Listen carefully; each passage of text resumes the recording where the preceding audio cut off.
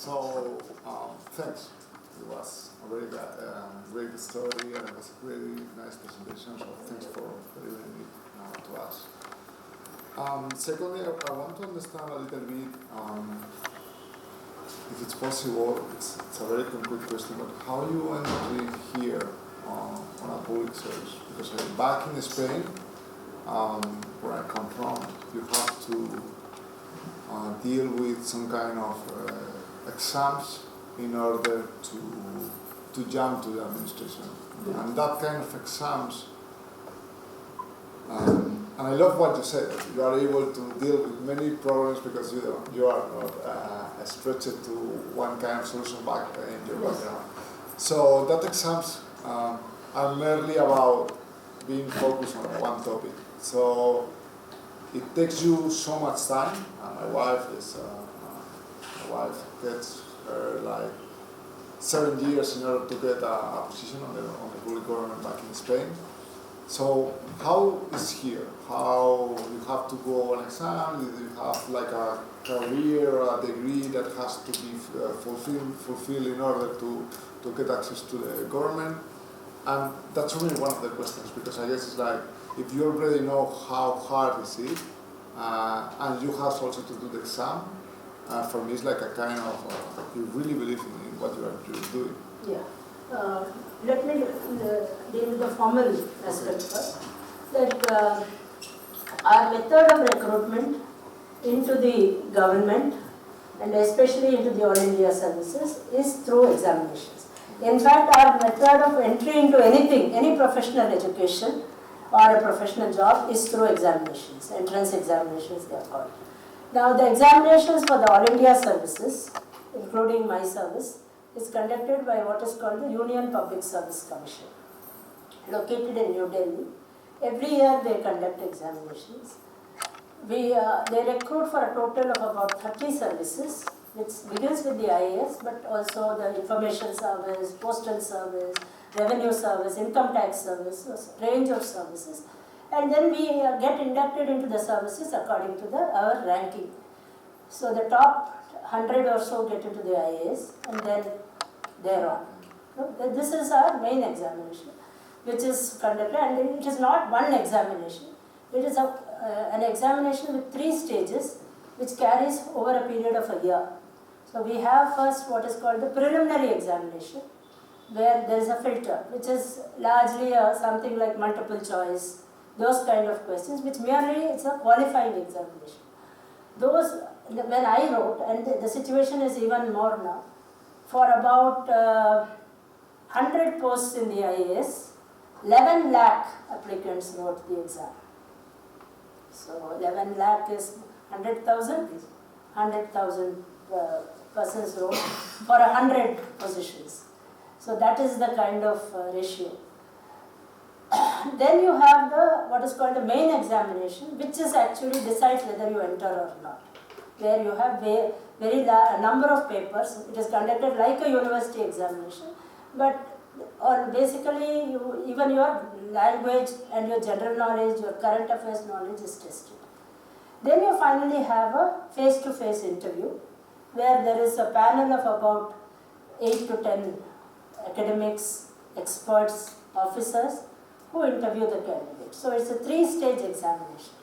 This is our main examination for all India services and central services, as they are called.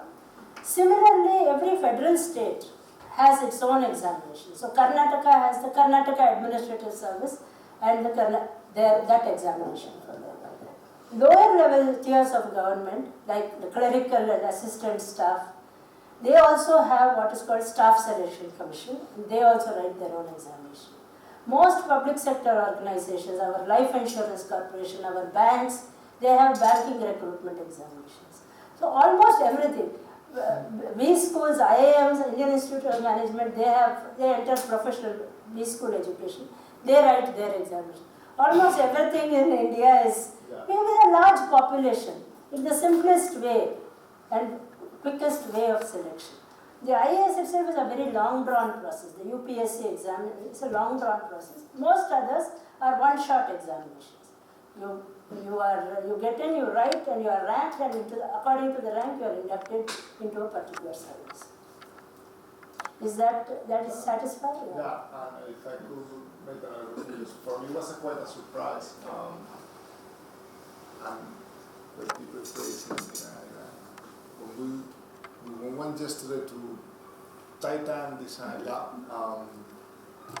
the chief design officer back there, she was brilliant, she delivered a great speech, but I think she started in a particular way. It was like, she was so surprised that all of us go back to the school in our senior life. So we have already back an experience, and we go back to the school to follow our learning path. Because she was telling us that most of the people here has a early young academic experience. They got their master, their PhD, whatever they could achieve, and then they jump to their work life, mostly when they are 25, 26, 27, and they start.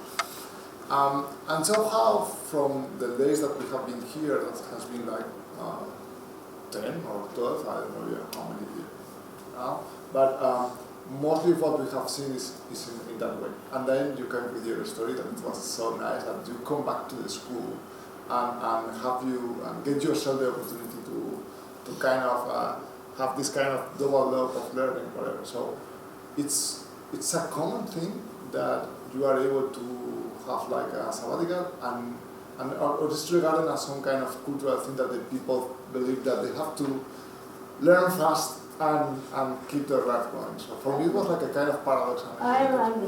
I'm considered crazy.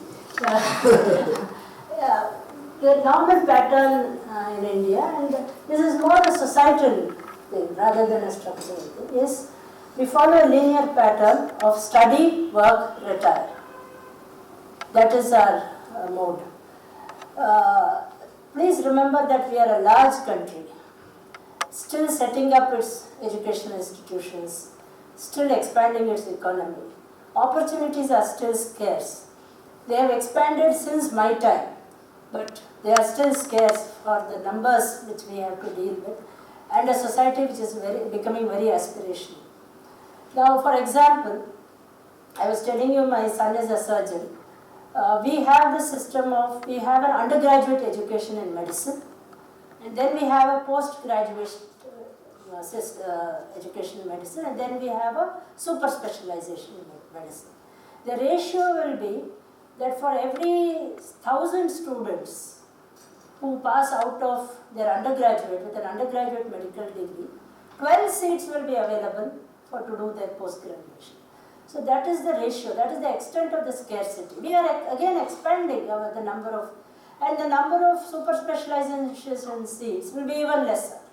So we are dealing with a scarce situation. So every year that you delay or postpone your education, you are going to deal with that much more competition with younger people.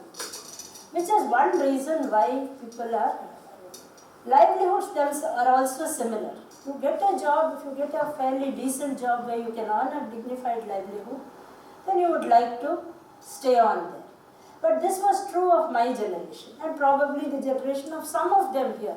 But these younger lot in this corner here, they are very different. They skip from job to job. Not from job to education and back mostly, but from job to job at least.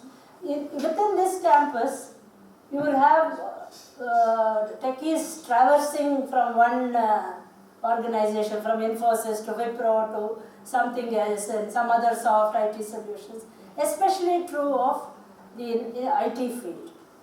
So there is a change happening. Moving from work to academia is still very, very unusual. It comes with some sacrifices. It meant that I was 5 years away from my job, right? So that itself is a sacrifice. You don't, see, government is good. Government is still good. It gives you permission. I did not have to quit my service. I was still remained as part of my service. I still remained part of my government. It was a sabbatical. But you don't have sabbaticals in the private sector. It's very unusual. You have to quit, go study and come back and get a job. Again join the market, which is a little difficult. So this is the reason why not many people have that fluidity. There is also another aspect of this which you didn't touch upon, but which I will, that in USA you have the mobility between academia and and polity, academia and bureaucracy. So you will have somebody who is a professor, let us say in Syracuse University this year, and next year you will be Secretary of State or advisor to the President. We don't have, Kissinger you don't know whether he is an academic or whether he is a politician or whether he is a bureaucrat. We don't have that system here. We enter into a track and we go on that track. A doctor cannot suddenly say that I will become a full-time musician. That because we get into those tracks and those professional tracks and just we go on. In the new education policy, which I briefly mentioned, within the education sector, we are allowing for some kind of fluidity. Let us say I am a student of political science, and I also want to learn, an exposure to architecture.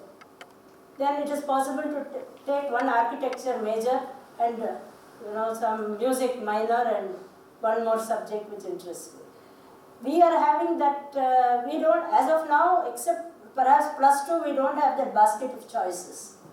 We have, several baskets and we have to pick from one of them only. But things are changing.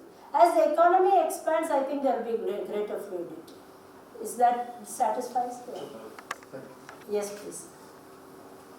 You mentioned that your boss put you out to fail. You used your voice to calm a riot. Yes. You made a split-second decision to save a baby's life. How do you deal with such amount of pressure and be so confident? You seem very self-centered and confident. I'm not, but it's a bloke. But do you have a secret superpower that you can share with us? The training does it. We are trained to be situational managers. We are also thrown into the water before we learn to swim. I was a 20-year-old when I was a subdivisional magistrate and I had to supervise a post-mortem on a woman who died, who burnt herself basically, a dowry death. She was harassed by her husband and in-laws and she committed suicide by burning herself. An unnatural death, there is a post-mortem which is mandated. And though I'm not a doctor, but I had to supervise as a magistrate. I have still not forgotten that charred body, which I saw lying in the night around 8 p.m. in the dark. I had gone to that lady's home and conducted a post-mortem. But this is what we are trained for. We are trained for getting into situations, seeing quickly, assessing the risks and taking a decision. When I authorized Jetla to join the rescue efforts, I did not know that there was a baby waiting on the other side to be saved. I knew there were hundreds. I was not aware of that particular baby. But I had to make a quick risk assessment, whether their services are more useful and whether it's worth the risk of taking them, because they can become a victim to the floods as well, the rescuers. So we are trained for that. My concern is that we are not sufficiently trained for the other thing. We are not sufficiently trained to study contracts.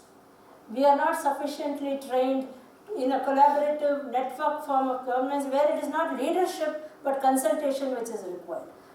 That some of us learn on the job. I did it, I learned from B school, my B school, but everybody doesn't have that luxury. Everybody cannot make. I said that, I was telling you that there was a sacrifice. Now I spent 2.5 years doing my PhD, the first instance, completed my research proposal, long drawn process in IIM Bangalore, very rigorous program. And then government called me back. I had to come back because there was some situation where they felt that there was again a problematic situation.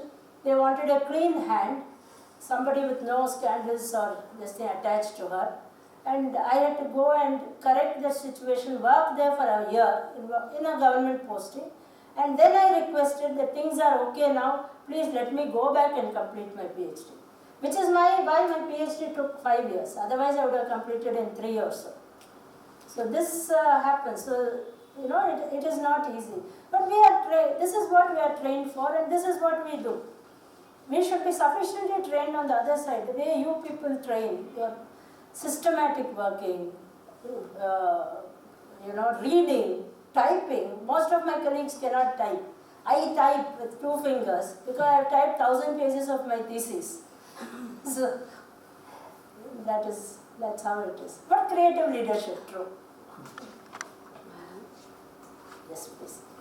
First of all, it's very inspiring to see someone in public service that has been in public service so many years and still believes in it. You mentioned one of the most important functions that a person in a leadership position has to be good at, which is identifying when it's a systemic problem or when it's a responsive problem. And you talked about this case of the children who died. So you had a lot of information, and some led to incorrect conclusions, and some led to the correct conclusions. And I guess it's, of course, obviously it's part experience, but how do you train yourself to identify when is systemic or when is responsive? It seems to me that most leaders in the world would make mistakes in exactly in this area. Exactly. You are absolutely right. Incidentally, the Muzaffarnagar was not my personal experience. This was an experience which happened in a state called Uttar Pradesh, far away from Karnataka.